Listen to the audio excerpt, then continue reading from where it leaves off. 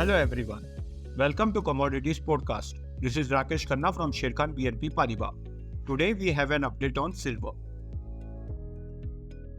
COMEX silver price confirmed surrendering to the negative pressure by crawling below $23 level yesterday.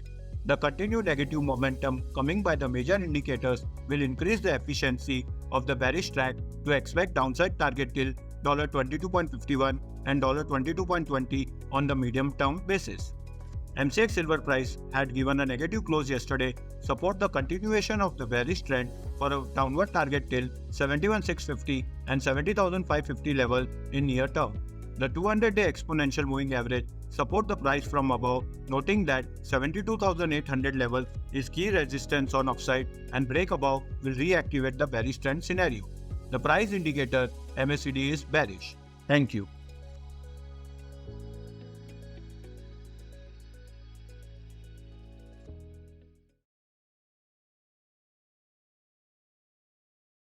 Investment in securities market are subject to market risks. Read all the related documents carefully before investing.